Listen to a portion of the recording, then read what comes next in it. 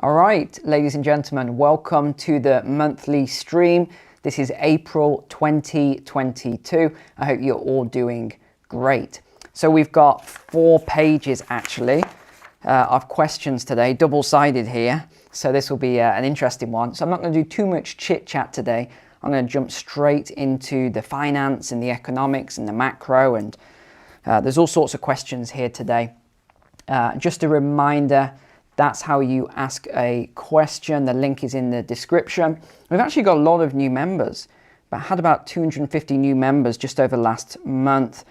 Just today, we've had Katalin, Shio Banu, Stephen Campbell, Rodney Shield, Silvio Calderlari, Sandy Sandberg, Stanley. I mean, it goes on and on and on. So welcome to all the new members of the private community. You will be most welcome then. I look forward to speaking with you in the forum. Okay, so now that you know how to ask a question then, let's go straight. In fact, do they have any announcements? Let me see. Yeah, actually, with the private community this month's macro and investment video is going to be on uranium and nuclear energy. So I really think that I've identified something there that I think most of you will be interested in watching in terms of a short presentation all around nuclear, where I think it's going, why I think it could be a good investment in the future. There's obviously a couple of issues with nuclear, but just from a investment point of view, I think it's got a lot of potential. By the way, I haven't had anyone message me yet with a song, you know, from when was it? Friday's walk and talk. I'm waiting for someone to make a little rap song. If you watch the video, you know what I'm talking about. Please send it through, whoever makes it. I am going to put it on my next walk and talk video if you make a good song out of it. All right, good. I guess that's a bit of an inside joke there if you don't know what I'm talking about. Let's go on to question 1 then. And this is from Audrey. Just one point, guys, as well. I haven't, because I've been finalizing the video for tomorrow, the big sort of documentary I've been telling you about, Carbon Net Zero. I haven't had a lot of time to go over the questions. I've just made a couple of notes on it, just literally 30 seconds per question. So it might not be as thorough as normal because I've got to get through them all. So Audrey, how significant is the recent yield curve reversal? Is there a more significant chart to watch? Okay, nice easy one to start with then. And I'm going to answer these questions very succinctly. So, so yield curve reversal in terms of the bond market, let's just say, pretty much signifies recession. So if we go back to, let's think, maybe 1900 is a good starting point. Out of the last, I think the yield curve has inverted 28 times. And out of those 28 times, 22 of them, I know that statistic, have actually resulted in a recession. So that is how accurate the yield curve reversal is as a recessionary marker. There are loads and loads of different markers that you can look at. Another one is energy prices, oil. When you have high energy prices, this normally dictates a recessionary marker as well. Why?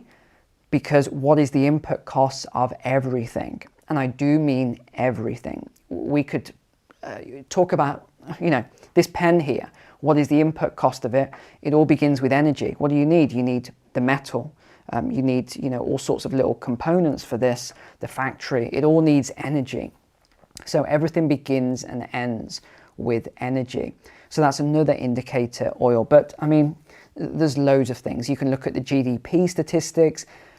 If you see GDP starting to drop as well, that's also a great indicator that we are going into a recession. And remember, you won't even know that we're in a recession until 6 months later, because it's 2 quarters of negative GDP growth. So you're not even going to know for 6 months. I think potentially by probably the end of this year we'll be in recession. I wouldn't have thought it was much beyond that. And we could even be in next year, we could even go into depression. It depends how everything goes. But it's been a long time since we've had a depression, so it's unlikely, but I think it's definitely possible. Excuse me. So Sean is the next one. What's your opinion on completely private, anonymous cryptos like Monero and Pirate Chain? So Monero, yeah, I like Monero, Pirate Chain, and their role in the future with CBDC on the horizon. So CBDC is central bank digital currency. Covered that a lot on the channel here. But I actually think that Monero and Pirate Chain have got a lot of room for growth in the future. Why? Because unlike other cryptocurrencies, these two are very secure and private. So the government can just easily look at what you're doing with other cryptos, but they can't with these two. So this is why it's a preference for a lot of people. So I do like them.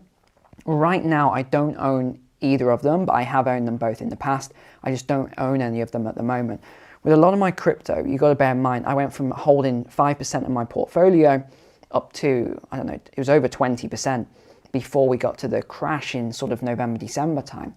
So it's probably, I don't know, 12 or 15% still of my portfolio at the moment, because we have seen some good growth over the last couple of weeks. But yeah, so I'm not holding them right now, but I do like them, and I think they've got a lot of potential. Okay. Joe is the next one. It's a new concept to me that cash is not safe in a bank. Assuming, this one made me laugh, assuming that is true. Joe, it's true, buddy. Trust me. Bail in law. Look, you can, look it up. It's real, believe me. Then what is the best place to keep £1 million between the sale of one property and the purchase of some smaller ones over a 1 year horizon? Yeah, 1 year, 12 months is a very short space of time. So you've really got to look at what would be a good, very safe place where, and this is why it's so difficult, because we've got this high level of inflation. You don't just want to leave cash just sat around the bank, because just by the very nature of what's happening at the moment, you're going to lose 8 to 10% probably this year. I'm talking sterling. I would have thought 8% as a minimum once we hit the next tier of inflation coming through. So I think you're probably looking at 8%, could be 9%, could be 10%. So you've got to put that into something that is going to fight against inflation. So what could that be? There's a lot of options, but however, I can't recommend any of them, because what could happen with those options this year, like the stock market and things like that, even if I was to talk about specific stocks, it'd be very risky, because the markets are going to come down. I can't give you a date on it. I can't say exactly how it's going to happen, but they are going to come down once people, because we're in this phase right now, like the roaring 20s. So people are just going out and spending like crazy. They're having this amazing time, except this time it's stimulus checks as well. And you can see those charts where the stimulus checks came in and all the discretionary spending just spiked and spiked. But now we've actually dipped below how it would have been in the first place, because psychology, people got used to spending money that they're like, oh, this is free money, I'm going to spend it. And then they got used to it because they got two of them. So they carried on a little bit of that discretionary spending they wouldn't have done otherwise. So it's actually made the situation a little bit worse. So looping this back then, what would I do? I can only say what I would do personally. I would probably put that money into, I wouldn't put it in the bank because it's risky. I'd probably put it into something like not physical metal, like gold and silver, but a bullion allocation metal. So it's a bank account where you put the money in a bank account and you tie it to bullion. And there's an audit and you have a certificate of ownership and things like that. I think that would be safe for a year, personally. Another thing you could do, you could put it into one of these crypto platforms that's secure, it's got insurance, and there are some of them that have got really good insurance. Put the money in there. Some of them give you 8% on sterling, British pound sterling. So you could do that, and that would just keep you neutral, fight against inflation. You could, if you wanted to, buy some crypto that are massively undervalued right now, but they're very strong. Most cryptos, let me be honest, they're complete junk. They're going to go to zero eventually. But there are a lot of projects that are strong projects. Why? Because the fundamentals behind them, the technology behind them, the partnerships. So because of that, there are strong projects. But you've got to know, if you're in the community anyway, Joe, I think, if you're asking this question, so you can see my list in the community of which cryptos I think are good anyway. All right, let's go on to Megan is the next question. Which banks do you feel are, I can't read the question from there. Something popped up on my screen. Okay. Which banks do you feel are currently safer for holding assets? Are any countries better at the moment for holding assets in banks? Otherwise, what metrics can we use to determine a bank's risk of bail-in? That's a difficult question. So straight away, two countries that come to mind. Number one is Singapore. Number two is Switzerland, although I've definitely downgraded Switzerland recently. And that's because they've started to get involved in stuff that they didn't used to get involved in. Oh, I'm going to have to pour some drink here a second. My throat is already going. I'm absolutely dying today, guys. I've been on the range, and I haven't been on the range in a while. And I was shooting shotgun and stuff like that. And I just, when your muscles aren't used to it for a while. So I'm dying, and I was shouting, I was talking, all that sort of stuff, getting overly excited. So my voice has gone a bit. I know it's random, but okay. So Singapore, definitely. Singapore is always one of my number one choices for finance and bullion and all sorts. Very, very secure country right now.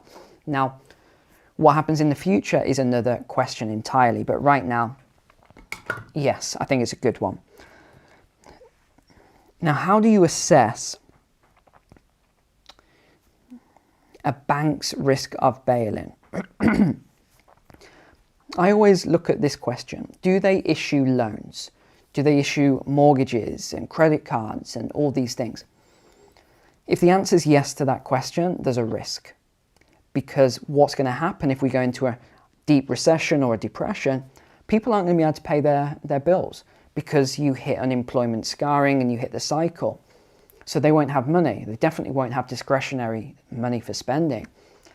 So these loans and credit cards and car loans, they're not going to be able to pay them, a lot of people, when they hit that level of deep unemployment or employment scarring.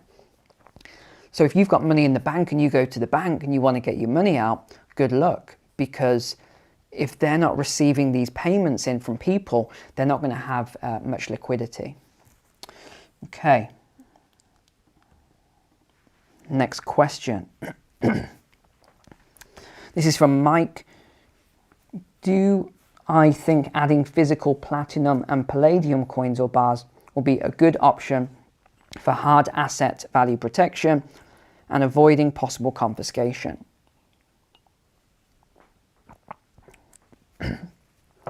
Mike, this is an easy one. Yes. Yeah, 100% yes.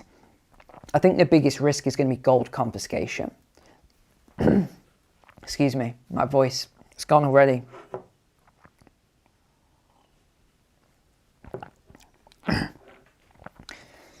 I don't think silver...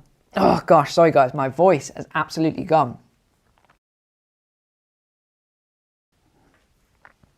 Oh gosh, don't you just love it when that happens and you're live? So yeah, I don't think platinum, palladium, silver will be a massive risk, but gold I think could be a confiscation risk if Russia go to a gold standard and then a couple of other countries might follow, maybe China.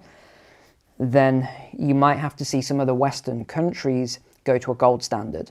And I don't think a lot of the Western countries have got the gold they say they have. If they have, why don't they give their, the gold back to other countries they're holding it for? So I don't think they have. So I think gold might be a risk. Okay, next question's from Damon. Oh. There are now 5 million more job openings in the USA than unemployed people, stated by the Bureau of Labor Statistics. Even though reporting and underreporting or blatant manipulation is an issue with these types of bureaucracies, the current trend is self-evident, okay? Where do you think this trend is going in the coming 18 months? Yeah, so I think if you look at where these vacancies are, it's in a lot of lower income work. So I think what you're going to see is a continuation of what's happening at the moment at the border as well. So I think the current administration might allow a lot more people in through the border. Because if you need to fill a lot of service sector jobs, what's an easy way to do that is to allow a lot of people in who will take those jobs. So I think you could see a lot more immigration, and combined with that, maybe a lot more automation, a lot of AI, a lot of automation, getting rid of a lot of jobs that people don't want to do. So that's another thing. But I think if I were looking at what sort of job I'd want to go into, or what sort of work, or where I'd see the best opportunities, it would be very technical jobs. Data analyst, what have we got? Or data scientist, genetic editing, or whatever these medical things are now. Computer programmers, and this is where I think, and engineers, this is where I think there's going to be some good potential. Would I be studying, gender studies right now? No. Would I be studying philosophy? No. If I wanted to earn an income in the future, I wouldn't be looking at anything creative. I'd be looking at something that's very, in demand into the future we're moving into.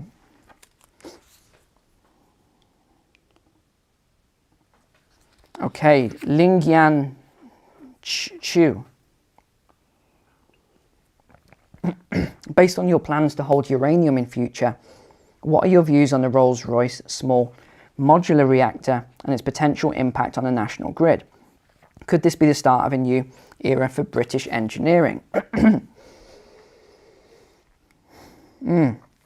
Yeah, I think it's a good thing personally. I do think it's a good thing. Now, there's one issue, and that's the disposal of uranium. I mean, this stuff is going to stay in that ground for 10,000 years. It is an issue. The disposal aspect is always going to be a problem. However, what people don't realize about uranium, and what doesn't make any sense to me, Germany, they closed 3 of their factories this year. They want to close their final 3 by the end of the year, have no uranium because of, CO2 emissions. Well, this is a complete lie. The government is lying.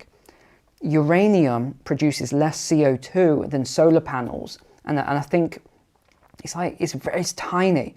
It's a tiny amount. So it's solar, then it's nuclear, then it's wind. So you're talking, it's minuscule amounts. So I'm not sure why they're pushing this lie, but you'll find out a lot about that tomorrow.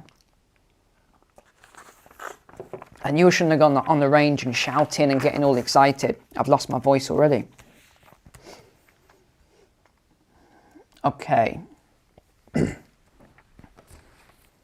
Hi Neil, in some countries like Norway, interest on car, mortgage, etc. is tax deductible. Oh gosh, I might have to end this stream in a second.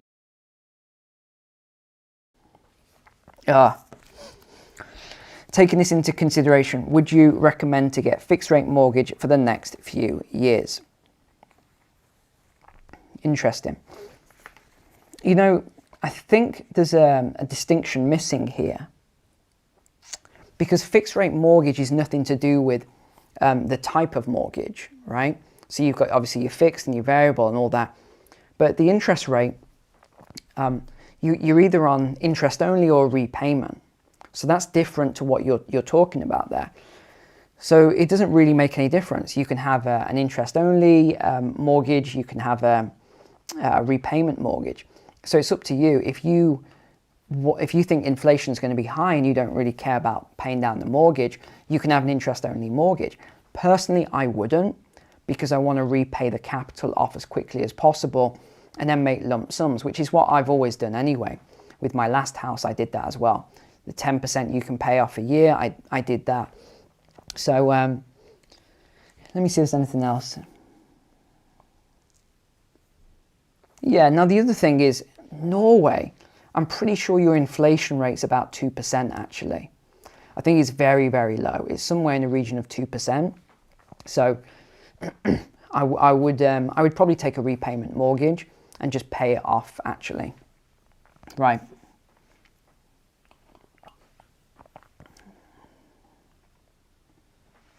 Okay, Zachary Boyd, do you still see inflation rising in spite of the proposed Fed rate hikes? And if so, by how much?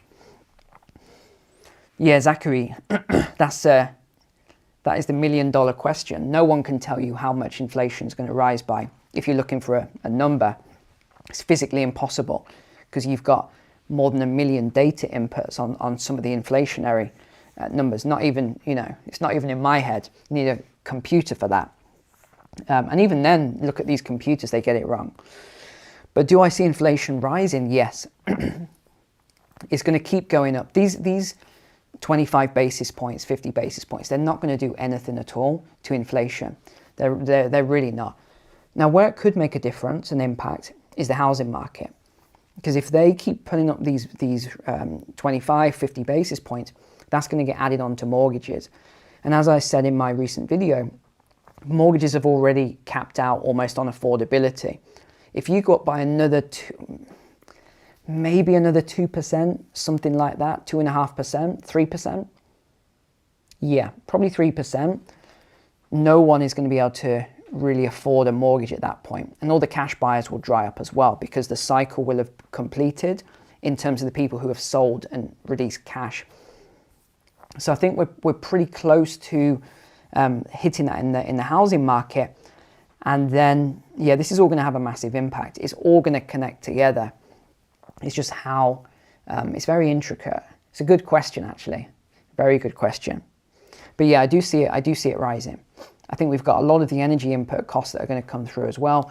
You've got the PPI costs, so that's the producer price index. Those costs are going up. They're going to hit. Then you've got other sources of energy. So you've got all the food supply. That's going to hit. So yeah, it's going to keep going.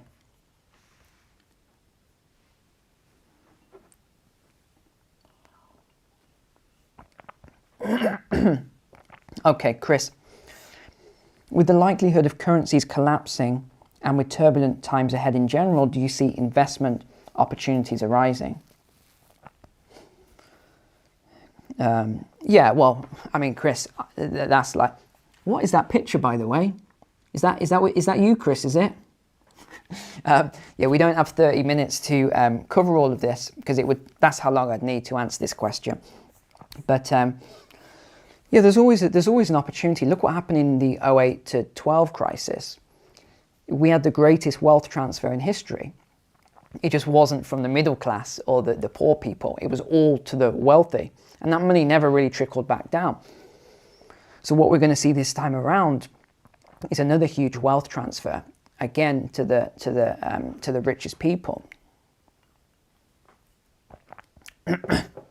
Yeah. Guys, I'm going to have to end the stream. My voice is completely gone, which is unfortunate because I'm only 25 minutes in. I'm only halfway through.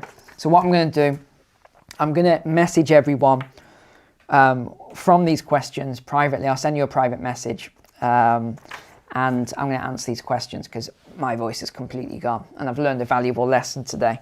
All right, thanks for being on the stream. Sorry about this, guys, but I appreciate you being online. All right, take care. God bless.